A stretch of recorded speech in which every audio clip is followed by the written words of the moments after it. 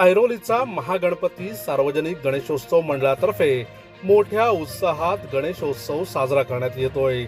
मंडळाचे यंदाचे दुसरे वर्ष असून या वर्षी देखील दगडूशेठ गणपतीची प्रतिकात्मक मूर्ती बसवण्यात आली।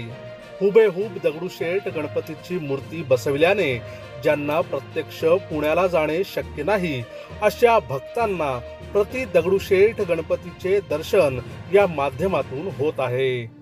मंडळातर्फे प्रसाद म्हणून बीज मोदक देण्यात येत असून पर्यावरण रक्षणाचा संदेश देण्यात येतोय। या गणेशोत्सवासंदर्भात मंडळाचे अध्यक्ष गणेश देशमुख यांनी अधिक माहिती दिली।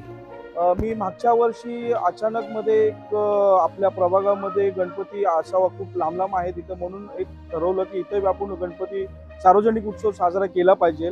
म्हणून आम्ही मागच्या वर्षीपासून ही नवीन प्रथा चालू केली, सार्वजनिक गणेश उत्सव, ऐरोलीचा महागणपती सार्वजनिक गणेश उत्सव या नावाने। आणि आम्ही प्रथमच म्हणजे पहिल्या वर्षीच आम्ही दगडूशेठजींची मूर्ती इथं स्थापन केली होती। त्यामुळं जे कोणी भाविक येत होते त्यांचा इतका प्रतिसाद मिळत होता, मूर्ती बघून ते अट्रॅक्शन, मूर्तीचं एक वेगळं चेहरा बघून लोकांना खूप भावुक होत होते लोक। त्यामुळं आम्ही भाविकांसाठी आता आम्ही एक ठरवलेलं आहे की दरवर्षी आम्ही दगडूशेठचीच प्रतिमा इथं स्थापन करणार आहोत। दुसरी गोष्ट, जे कोणी इथं भाविक दर्शनासाठी येतात त्यांचे असंख्य आम्हाला अनुभव ते आमच्याशी शेअर करतात की ह्या मूर्तीमध्ये काहीतरी असं वेगळं पण आहे। त्यामध्ये आम्ही एक चेहरा बघून एक तल्लीन होतो, एक भावुक होतो, असं भरपूर लोकांचं मत आम्हाला कळलेलं आहे।